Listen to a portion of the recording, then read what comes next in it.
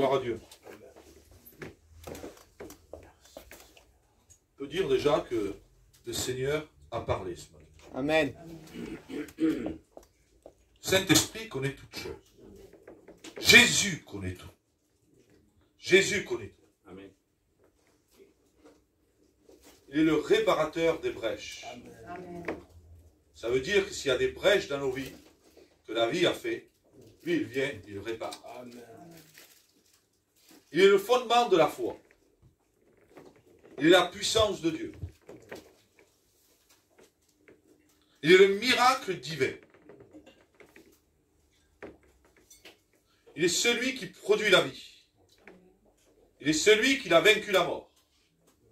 Il est celui qui a rendu en spectacle les puissances des ténèbres. Amen. Il est celui qui a rendu aussi en spectacle les maladies. Amen. Quand on parle de lui, il est tellement divin qu'il dépasse notre entendement. La Bible dit qu'il va au-delà de nos pensées. Amen. Parce que nous, nous limitons Dieu. Dans notre pensée, nous faisons une théorie comment Dieu va bénir. Mais Jésus va au-delà de toute pensée. Il est tellement parfait que quand il fait un miracle, le miracle est parfait. Et que si le miracle est tellement parfait, c'est nous-mêmes, dans l'état humain, on voudrait trouver un défaut au miracle que Jésus fait. Mais laisse-moi te dire que quand on lit la parole de Dieu, il n'y a pas de défaut dans le miracle que Dieu fait dans nos vies. Il est tellement la perfection de Dieu. Et quand il touche une vie, qu'il rentre dans une vie, il la rend parfaite. Parce que la Bible dit que le Saint-Esprit nous perfectionne et nous rend parfaits pour le jour de sa venue. Qu'est-ce qu'il y a dans la perfection de Christ? Il y a une puissance qui se manifeste, qui dépasse l'entendement humain. Vous savez, je ne peux pas parler avec le micro. Ça dépasse l'entendement humain. Mais quelle gloire le Seigneur peut déverser dans son nom tellement puissant que quand une âme arrive, tourmentée, brisée par la vie, délaissée, qui manque d'amour, qui a perdu l'affection du Père, mais qu'est-ce qu'il y a dans le nom de Jésus? Quand il rentre dans un cœur, il est tellement parfait qu'il rétablit tout à la perfection. Amen. Il est tellement parfait, son évangile est tellement parfait, que l'être humain veut lui trouver des défauts. Il va au-delà de ce qu'on pense. Nous, on regarde à nos problèmes, à nos fardeaux. Au lieu de le regarder comme un libérateur, d'un libérateur, on le regarde en train de le critiquer. Mais pourquoi j'ai toujours des problèmes? Pourquoi ma maison va mal? Il n'est pas devenu le libérateur, mais on dirait qu'il nous amène des fardeaux. Mais laisse-moi te dire, c'est parce que le Seigneur n'est pas en train d'agir dans ta vie. Parce que s'il agit, il est tellement parfait que ton fardeau, tu ne le vois plus. Amen. Il est le réparateur, il est la perfection de Dieu. Là où il y a Christ, tout est parfait. Un lépreux où la main était brisée, était consumée, où la main était touchée par la maladie, elle était imparfaite. Mais mon Seigneur savait remettre la main à la perfection même. Une maladie qui te ronge les os, une maladie qui te ronge à l'intérieur. Il va te ronger tout ton corps. Mais mon maître, quand il touche ce corps malade, est capable de remettre la vie dans les os touchés et de les remettre à la perfection parce que son nom est divin. Amen. Je ne peux pas prêcher mon Dieu autrement. Il m'a enseigné comme ça. Il m'a enseigné sa perfection. Quand il me parle, je vois une telle divinité en lui que je me dis que tout peut changer. Quel que soit mon problème, quel que soit mon péché, quels que soient mes liens, quand je regarde en lui, je vois la royauté divine. Je vois la perfection de Dieu. Je ne peux pas le voir autrement. Il est tellement parfait. Et quand je parle de lui, je ne peux pas le voir avec des symboles humains, avec des yeux humains, mais je veux le voir avec les yeux réels du spirituel que Dieu nous donne, de le voir avec sa divinité, sa splendeur, sa royauté, sa gloire. Je ne peux pas me voir comme un vaincu quand je regarde à lui. Je peux avoir des problèmes financiers, je peux avoir des problèmes dans ma vie, mais quand je regarde à lui, je vois une telle divinité que les problèmes se brisent dans le nom de Jésus. Amen. Il est trop grand. Amen. Les gens le limitent. Les gens en font comme ils seraient plus forts que Dieu. On dirait que nous, on dépasse Dieu. On dirait qu'on est plus grand que Jésus. On dirait que c'est moi qui vais réparer le cœur de la sœur. On dirait que c'est moi qui vais produire le miracle. Mais celui qui produit le miracle, c'est le nom de la perfection. Amen. Il s'appelle Jésus. Amen. Amen. Sans lui, il n'y a rien. Amen. Sans lui, il n'y a pas de perfection. C'est pour cela que tous les miracles que fait dans la Bible, ils sont parfaits. Oh, extraordinaire. Extraordinaire la perfection de Dieu. Mais ça, c'est pour l'Église. C'est pour ceux qui ont accepté de vivre avec Christ. Amen. C'est pour ceux qui se sont engagés à le suivre. Et ce matin, nous allons rentrer dans un thème qui est important pour la bénédiction. Un thème, je ne sais pas ce que ça va donner, mais tout ce que je sais, c'est que je n'ai pas dormi de la nuit. Déjà. Alors, je ne sais pas. Et au milieu de la nuit, le Seigneur me réveille, et je dis, je ne peux pas dormir, à un tel point que je n'ai même plus un café. Je fais quoi maintenant? Je suis trop réveillé. Mais le Saint-Esprit nous parle dans le calme, non au milieu de l'agitation. Là, j'étais seul avec lui. Et vous savez, le monde nous agite. Il y a du bruit. Quand nous sommes à la maison, il y a des enfants qui pleurent. Il y a du bruit constamment. Nous sommes au travail, nous sommes agités. Mais au milieu de la nuit, dans ce calme, le Seigneur attend, il est patient. Maintenant, je peux te parler, parce que tu es agité du matin au soir. Mais maintenant que tu es calme, maintenant que tu ne bouges pas, ôte ton agitation et écoute ma voix. Amen. Quand tu commences à l'écouter, Dieu parle. Et Dieu me montrait de quelle manière le séducteur détruit nos vies. C'est pour cela que je voulais prendre ce texte, et nous allons le lire ensemble. Et je vais le lire, d'habitude je ne le lis pas. Je crois que c'est important. C'est dans Genèse 3. Alors, oui, Genèse 2, 3. Ça fera chaque fois, je dis tout à moitié. Genèse 2, 3, tout le monde connaît cette histoire. Mais je vais lire l'histoire, c'est très important. C'est très important que vous suiviez l'histoire. Oui, 2, 3. C'est la chute de l'homme. Verset 3. Ce matin, je vais lire pour qu'on comprenne bien ce qui se passe dans cette histoire. Le serpent était le plus rusé de tous les animaux des champs que l'Éternel Dieu avait fait. Et il dit à la femme, Dieu a-t-il dit réellement, dit, vous ne mangerez pas de tous les arbres du jardin. La femme répondit au serpent, nous mangeons du fruit des arbres du jardin, mais quant au fruit de l'arbre qui est au milieu du jardin, Dieu a dit, vous n'en mangerez point, et vous n'y toucherez point, de peur que vous en mouriez. Alors le serpent dit à la femme, vous ne mourrez point. Mais Dieu sait que le jour où vous en mangerez, vos yeux s'ouvriront, et que vous serez comme des dieux, connaissant le bien et le mal. La femme vit que l'arbre était bon à manger, et agréable à la vue, et qu'il était précieux pour ouvrir l'intelligence. Il prit de son fruit et en mangea, et en donna aussi à son mari, qui était auprès d'elle, et il en mangea. Je n'irai pas plus loin ce matin, mais dans cette histoire, il y a quelque chose qui se passe, quelque chose de fort. On voit un couple au milieu du jardin. Mais on voit qu'il est en train de se passer une scène. Le diable est en train de parler avec la femme. Mais le mari ne l'écoute pas. Parce qu'il dit que la scène est en train de se passer entre la femme et le serpent. Ils sont en train de discuter tous les deux. Le mari, pour l'instant là, ne discute pas avec lui. La discussion se passe entre la femme et lui. Mais dès que tu commences à discuter avec lui, tu es déjà séduit. Parce qu'il est le séducteur. Il est celui qui va ouvrir les portes aux ténèbres. Il est celui qui va ouvrir les portes à l'enfer. Il est celui qui va ouvrir les portes à la mort. Et au moment que la femme commence à discuter avec lui, laisse-moi te dire qu'elle était déjà séduite. Parce que la Bible nous déclare que nous ne devons avoir aucune relation avec les ténèbres. Et qu'entre les ténèbres et la lumière, il n'y a aucune relation. Amen. Soit tu es ténèbres ou tu es lumière. Et là, dans ce passage, nous voyons que la femme est en train de discuter avec le rusé, avec le tentateur, avec le prince de la séduction. Et qu'elle commence à discuter avec lui.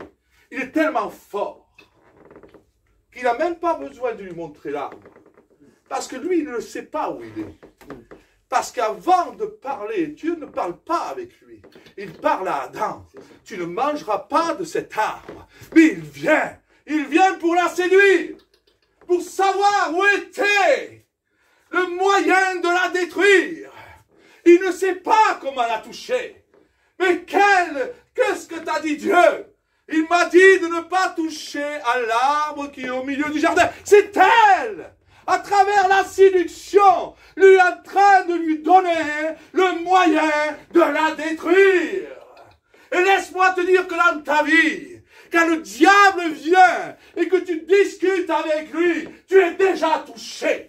Quand le diable vient avec des pensées d'adultère, avec des pensées d'impudicité, quand tu commences à discuter avec lui, il est déjà en train de t'atteindre. Dès qu'on parle avec lui, il nous atteint. C'est pour cela que la Bible déclare de n'avoir aucune relation avec le monde des ténèbres. Si on a relation, on est séduit. Si maintenant j'ai relation avec le monde des ténèbres, même que je sois serviteur, je suis séduit.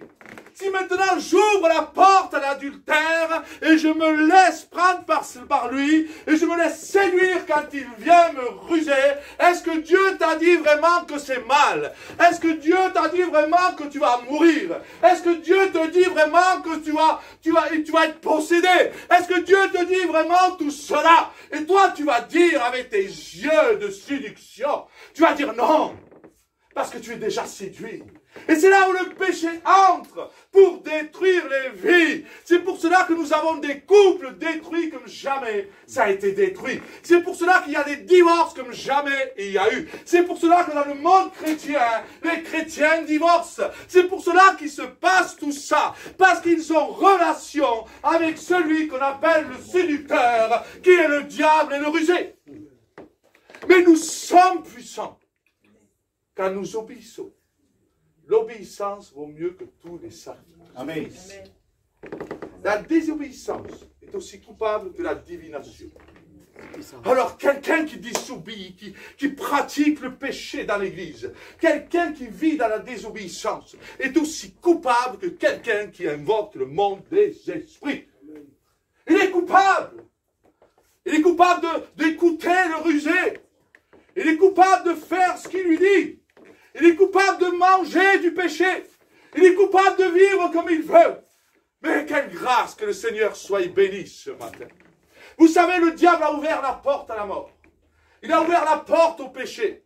Il a ouvert la porte à la séduction. Mais Jésus va donner une promesse à la femme. Il va lui dire, ton talon va l'écraser. Il te blessera. Comme en disant, il t'a parlé ce jour-là. Il t'a séduit ce jour-là. Mais moi, quand je viendrai, je lui écraserai sa langue, afin qu'il ne parle plus dans ta vie. Oh, quelle puissance, quelle puissance. Celui qui a Christ, il écrase la tête du diable. Et il n'écoute plus sa voix, parce qu'il lui donne la puissance de marcher dessus. La femme, symbole de l'église, qui reçoit la puissance de Dieu. Et avec son talon, on lui écrase la tête. Tu m'as séduit ce jour-là. Mais maintenant, mon Rédempteur est venu dans ma vie. Tu ne me parleras plus dans ma tête. Tu ne me parleras plus dans ma vie. Parce que moi, je t'écrase. Amen. Amen. Oh, c'est ça, avoir Christ. C'est écraser la porte ouverte au diable. Quand tu as Christ, tu fermes la porte au péché. Quand tu as Christ, tu fermes la porte aux ténèbres. Quand tu as Christ, tu fermes la porte à la malédiction. C'est pour cela la Bible dit, tous ceux qui invoqueront mon nom seront sauvés. Tous ceux qui n'accepteront réellement seront sauvés. Béni soit Dieu. Et ceux qui disent Seigneur, Seigneur, et qui continuent toujours à converger avec le diable, à pratiquer ce qui est intolérable. Oh, tu peux t'apprendre à Dieu. Je suis toujours tourmenté. Je suis toujours sous la malédiction. C'est ta faute. Mais Jésus t'a dit, je suis le chemin, la vie et la vérité. Je suis la porte qui ferme la porte aux ténèbres. Mais si toi, tu ne m'acceptes pas dans toute ma divinité, dans toute ma splendeur, dans toute ma sainteté, alors oui, tu seras sur un joug. Parce que ceux qui ont relation avec lui mangeront du fruit. Parce qu'ils seront séduits jour et nuit, ils ne dormiront pas la nuit. Il y en a qui rêvent du péché. Il y en a, ils s'endorment avec le péché dans la tête. Ils se lèvent avec le péché dans la tête. Le péché est tellement grand dans eux. Ils conversent tellement avec lui. Ils se nourrissent tellement de parler avec lui qu'ils le pratiquent à l'infini. Et ceux qui sont en Jésus-Christ, la Bible dit qu'il est tellement divin que ceux qui reçoivent l'agneau de la perfection, celui qui ôte le péché. Si ton péché demeure dans ton cœur, ça veut dire qu'il ne l'a pas ôté. C'est parce que tu converses encore avec le séducteur. Mais quand vas-tu arrêter? Il te dit, prends-moi entier, accepte-moi avec ma sainteté, délaisse la débauche, délaisse l'adultère, délaisse l'impudicité, et ma gloire va se manifester. Amen. Je ne suis pas dans les ténèbres, je suis dans la lumière. Amen.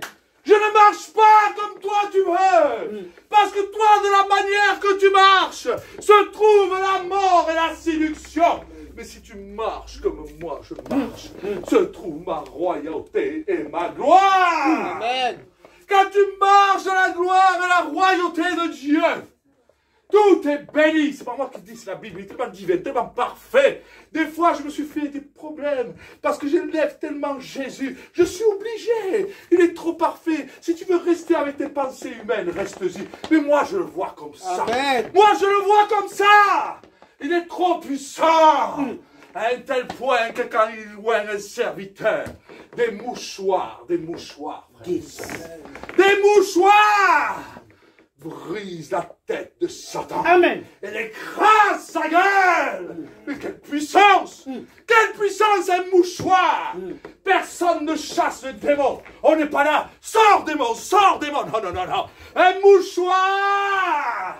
Un mouchoir, frères et sœurs, parce que Saint Paul n'est plus dans le péché, mais il est dans la divinité de Dieu. Ça veut dire que même tes vêtements, il ne peut pas les toucher. Amen. Il ne peut pas me toucher, ni mon vêtement. S'il te touche, c'est parce que tu converges avec lui. C'est parce que tu as relation avec lui.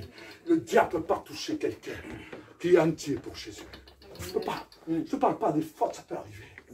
Je te parle d'une marche réelle avec Jésus. Quand tu l'as entier dans ton cœur, quelle puissance. Paul, je suis possédé. Prenez mes mouchoirs. Oh, j'ai des fous. Mais oui, j'allais que faire de lui, il est déjà vaincu. Mais Paul, ils sont possédés. Par qui? Par le diable. Ah, le diable. Jésus lui a écrasé sa gueule. Oh. Jésus lui a fermé sa bouche.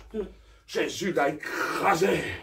Nous, l'Église, nous l'avons piétiné. Amen. Nous avons écrasé sa tête. Afin que son venin ne vienne plus à nous.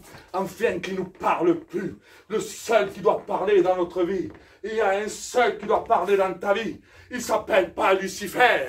Il ne s'appelle pas Baal. Il ne s'appelle pas Belzébuth. Il peut porter tous les noms de la terre. Mais mon Dieu ne porte qu'un seul nom. Il s'appelle Jésus. Et lui, avec un seul nom, il l'a écrasé. Amen. Oh, quelle gloire. Mais quelle gloire. Je suis obligé de le dire. Il est tellement glorieux parce que je le vois. Amen. Je le vois. C'est quelque chose de puissant. Il me semble qu'il me dirait, réveillez-vous. À qui croyez-vous? Amen. À qui crois-tu? Il y a 50 000 dieux. Vous savez, maintenant, vous avez une hiérarchie de démons partout. Baphomet, Belzébuth, Super Satan, Super Trinère, Super Assassin. Moi, je dis non. C'est le nom de Jésus. Tu fais quoi? Je te prends un mouchoir et je t'écrase. Pourquoi? Parce qu'il est trop divin. Amen. Il est trop puissant. Amen. Tu ne peux pas le continuer. Quand tu acceptes Jésus, vous savez ce que fait l'enfer? Il tremble. Il est celui que la prophétie envoie dans Genèse. Il est celui qui va lui écraser la tête. Amen. Il est celui qui va l'aplatir. Et quand il rentre dans ton cœur, il aplatit les puissances des ténèbres. Amen. Il s'en vont. Ils sortent. Oh, quelle puissance. Oh, Rabassamba. Oh, je bénis Dieu. Je bénis Dieu. Parce qu'il est puissant. Je le glorifie par son amour. Je le fais pour que vous soyez puissants. On en a marre d'être enchaînés, on en a marre d'être vaincus, on en a marre d'être sous un joug. Mais jusqu'à quand aller écouter le séducteur? Jusqu'à quand vas-tu parler avec lui? Coupe avec lui. Celui qui coupe avec lui obtient la vie éternelle. Amen. On coupe avec lui. Et celui qui coupe, c'est Jésus. Sans lui, tu ne couperas pas le téléphone. Amen. Tu ne peux pas. Il y en a qui parlent avec au dollar, il y en a qui parlent avec des défunts. Vous savez, la Bible déclare que toutes ces choses sont condamnables, c'est une réalité.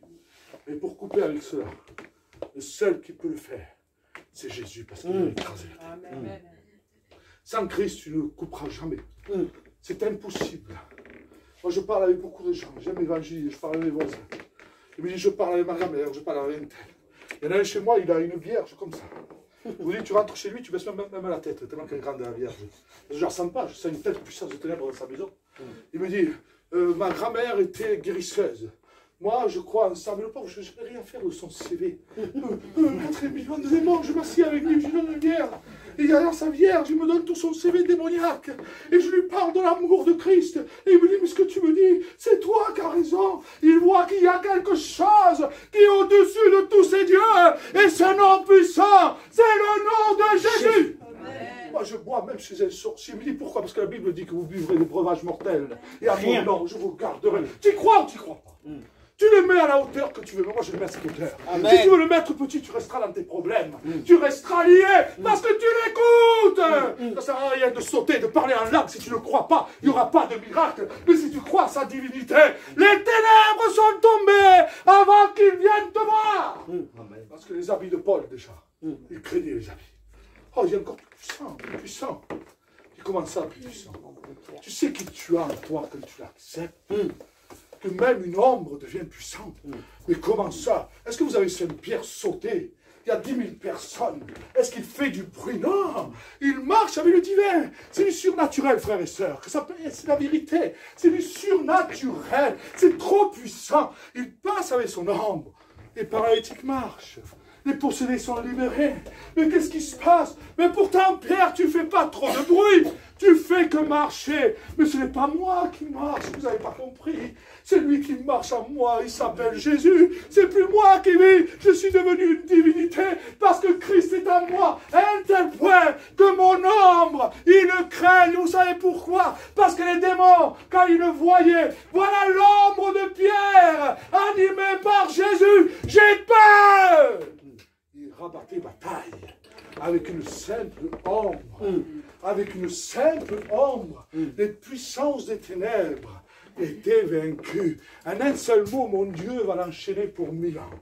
C'est incroyable. En un seul mot, il est tombé du royaume des cieux comme un éclair. C'est marqué parce que je dis. Il est tombé à une fraction de seconde. Donc, il s'est écrasé la tête. Lui, il y a un quart du royaume.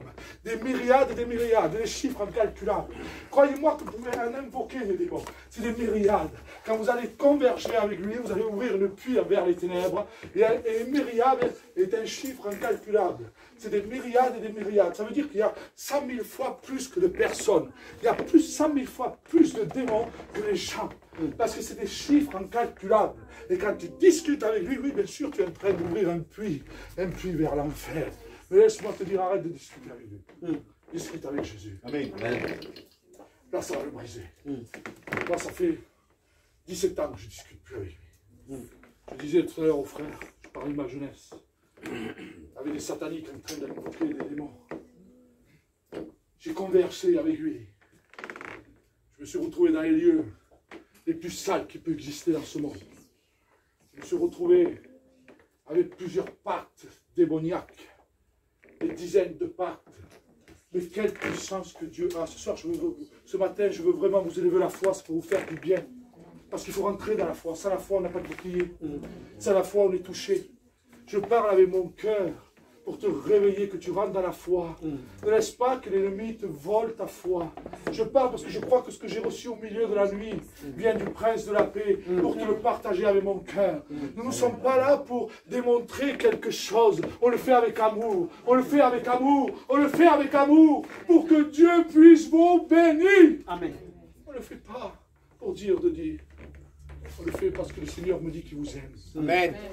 On le fait parce que le Seigneur vous dit qu'il t'aime. Avec tes agitations, avec tes colères, avec tes incompréhensions, le Seigneur t'aime. C'est les mots que j'ai. Il t'aime, il t'aime, il t'aime, il t'aime. Il t'aime. C'est pour cela qu'il veut te rappeler qui il est. Il n'est pas n'importe qui. Que la résurrection et la vie. Il n'est pas n'importe qui.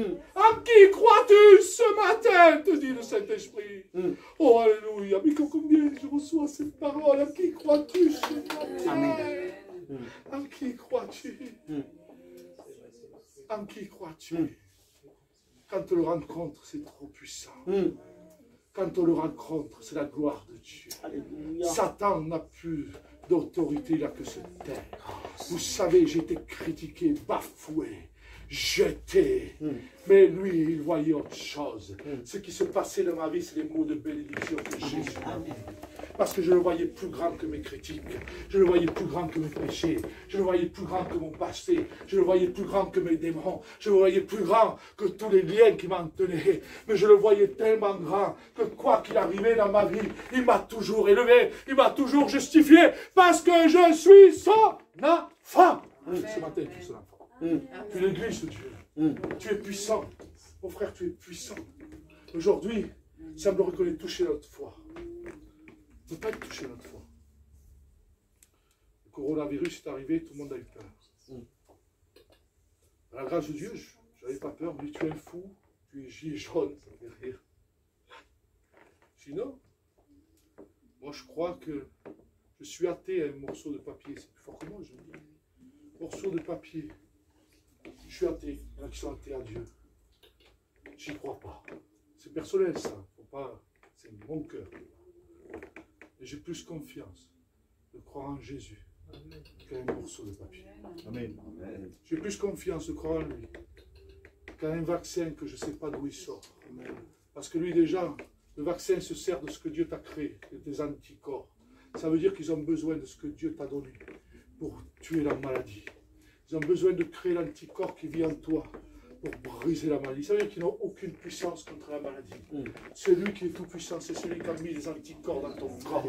Et la médecine va se servir du Créateur pour détruire le virus.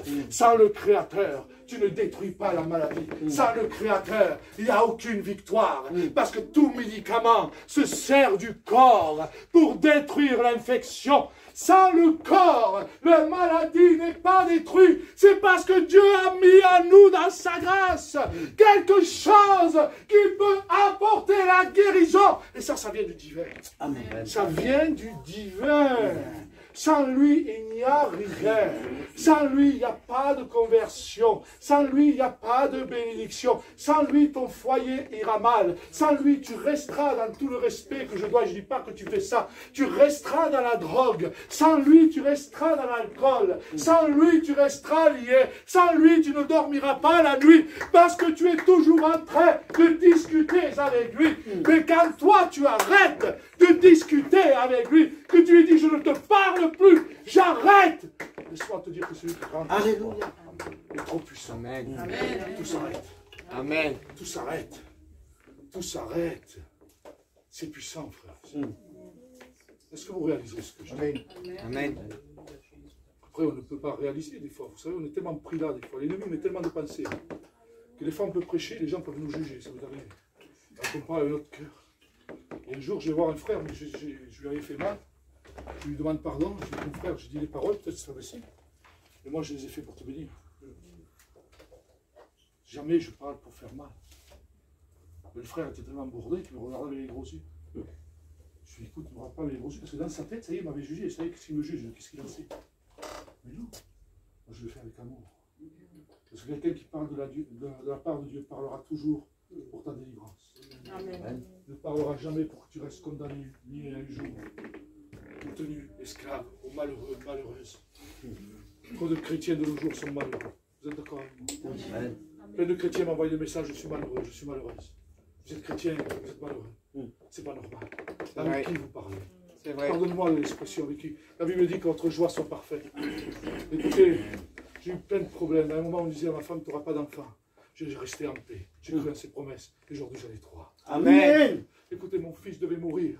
Et quand ma femme rentre dans l'hôpital, le docteur dit, votre enfant est mort, c'est fini. Non, non, mais c'est fini, il est mort. Qu'est-ce que vous voulez faire, madame? Il est mort. Pardonnez-moi, avec tout le respect qu'on vous doit, on va vous le retirer parce qu'il est mort. J'étais dans la salle d'attente, j'étais dans le calme et la confiance, pourtant je suis quelqu'un de très agité. Mais ma femme, une parole de foi, elle dit, si Dieu me l'a donné, il va me le garder. Alléluia. C'est la machine, ça a recommencé à battre, la vie revenait, l'enfant a repris place, et le Seigneur a permis qu'il soit là. Amen. C'est la puissance de Dieu. Les médecins lui disaient à ma femme, tu n'auras jamais d'enfant. Jésus dit, tu en auras. Il dit, tu n'en auras pas, tu es fini. Parce que ton corps ne peut pas donner la vie. Ton corps ne peut pas donner la vie, mais celui qui t'envoie donne la vie. Amen. Il est parfait. Il a passé des problèmes. Oh, mais jamais j'ai vu le problème. Des fois, j'avais rien sur le compte. Mais j'ai pas honte de le dire. J'allais chez mon frère, 50 €, c'est pas grave. Mais pourquoi? Je n'avais rien à faire. Celui qui habite à moi est tellement grand que même au milieu de la famine, j'étais heureux. Amen. Et que faire? Jésus. Il y en a qui pleurent, Bissoun, parce qu'ils n'ont pas un billet de 50 € de plus alors qu'ils ont la banque pleine. Ils débordent, ils pleurent. Oh Jésus, c'est ta faute. Mais tu as combien? Oh Seigneur, je ne sais pas, dire un peu. Louis de Finesse, ça va rire, il me manque une pièce. J'avais 2 millions, il me reste 1 999 000. Oh, je suis malheureux. Je suis malheureux. Il est malheureux, je ne comprends rien, Père. Moi, j'ai rien. Pourquoi je suis heureux? Parce que toi, tu as compris que la richesse ne se trouve pas dans l'argent, mais elle se trouve dans le nom de Jésus. Parce que quand j'étais malade, tu m'as guéri. Amen. Quand j'étais tourmenté, tu m'as libéré. Amen. Quand j'ai pleuré, tu as essuyé mes larmes. Quand j'étais abandonné des serviteurs, tu étais là. Amen. Quand les gens me critiquaient, tu me disais que tu m'aimes. Quand les frères disent que je dis des choses qui ne sont pas vraies, tu me disais que j'étais dans la vérité. Tu as été toujours avec moi, du début jusqu'à la fin. Tu m'as donné de victoire en victoire. En qui veux-tu que je croie? Merci, maître. Amen. Aujourd'hui, à qui crois-tu dans ta vie? Si ta vie n'est pas bénie, c'est parce que tu parles trop avec lui. Il faut arrêter. Il faut t'arrêter ta vie. Moi, de jour, je parle franc. Je parle plus du péché, maintenant. Oh, ça les choque. Une fois, il y a un frère, ça, il va parler d'adultère. Il ne faut pas qu'il parle d'adultère. Oh là là, ça nous choque. Mais il y en avait la moitié qui le faisait. Mais alors, ils peuvent le faire. Mais il ne faut pas leur dire. Ça tape à la conscience. Quand tu tapes à la conscience, il y a les frères qui ronchonnent. Ils ronchonnent. Parce qu'ils ne veulent pas entendre la voix de Dieu. Ils préfèrent écouter la voix du diable. Qui est en train de les rendre malheureux. Qui est en train de les rendre esclaves de l'argent. Esclaves du monde. Esclaves des malheurs. Esclaves de tout ce qui lui arrive. Et c'est quand que tu vas arrêter de parler avec lui? C'est quand? Gloire à Dieu. C'est quand? Ce matin, je prends un peu de temps. On a commencé tard. C'est important ce que je dis. C'est quand? On va arrêter de discuter avec lui. Moi, j'arrête de discuter avec lui. Je crois en lui. Des fois, je m'agite. Mon frère m'appelle, on s'agitait. Je dis, bon, ça sert à rien. Jusqu'à maintenant, il nous a gardés. Il nous gardera jusqu'à la fin. Par la grâce de Dieu, il s'est toujours servi de nous. Il ne s'est jamais arrêté. Il nous a toujours fait grâce. S'il a décidé qu'il se servira de nous, il se servira de nous. Malgré les critiques, malgré les rejets, malgré qu'on dise ce qu'on peut dire. Quand tu as Christ en toi, tu es mort à toi-même. Ni les critiques, ni les jugements, ni les sorciers, ni les malédictions, ni les démons. Rien ne peut arrêter un homme qui a reçu la plénitude. Amen. Christ. Qui reçois-tu ce matin? On le reçoit tous. Pourtant, ce que je dis. Pourtant, parce que la délivrance se trouve là, c'est dans la foi. Quand tu acceptes Christ, toutes les chaînes se brisent. Ne peuvent pas les chaînes résister. Parce que c'est un morceau de mouchoir détruit les chaînes du diable. À combien plus Christ les anéantit. Combien une ombre peut détruire les œuvres des ténèbres. À combien plus Jésus les détruit. Il est trop excellent, frères et sœurs. À un tel point que même la mort s'en va. Vous savez, le plus grand des démons, ce n'est pas Satan. Parce que Satan pourra te faire peur. C'est vrai qu'il doit faire peur. Mais le plus grand des démons, c'est la mort. Parce que la mort, il n'y a personne qui peut la vaincre. Même pas Satan peut la vaincre. Le seul qui l'a vaincu, il s'appelle Jésus. Amen. Et vous savez, le plus grand des démons qu'on doit combattre, c'est l'enfer. C'est les prédications qu'on n'entend plus. Parce qu'on croit tous qu'on va aller au paradis. Je me lève le matin, je crains le Seigneur. Et après, j'arrêterai 10 minutes de plus. La sagesse de Dieu, c'est la crainte de Dieu. Amen. Si tu ne crains pas Dieu, tu pécheras. Parce que tu diras que ce n'est pas grave. Tu t'accepteras même des adultères, tu accepteras des choses, la souillure du monde. Tu accepteras même de regarder tout ce qui est malsain. Tu accepteras tout ce que le diable te donne parce que tu parles avec lui. Et ça ne portera pas la vie. Ça va t'amener à la mort. C'est pour cela que je te conseille d'accepter Jésus dans toute sa plénitude et toute sa sainteté. Et alors tu verras sa gloire. Amen. Et alors l'enfer va se retirer. Et alors tes vêtements, les ténèbres vont en avoir peur. C'est quelque chose de puissant. Gloire à Dieu. J'ai un exemple. Des fois, quand on a un truc de sorcier chez nous, on met un vêtement, on va dire à la personne, oh jette-le, au lieu de la sorcellerie. On a peur, on prend l'objet, on le crame, on le brûle, on le jette. On ne le garde pas. Parce qu'on sait que ça vient du diable, ça peut nous détruire. Vous savez ce que fait le diable avec Dieu? Il fait pareil. Quelque chose qui lui appartient, il n'en veut pas. Il dit, enlevez-moi de ça d'ici, parce que là, ce n'est pas les affaires qui crament, mais c'est moi-même. Alors enlevez-moi tout ce qui appartient à Christ. Enlevez-moi tout ça de mes yeux. Je ne veux pas le voir. C'est pour cela qu'il ne te touche pas. Ce matin, accepte sa plénitude. Amen. On se lève tous ensemble. Là. Amen. On va laisser 2 minutes. Vous savez,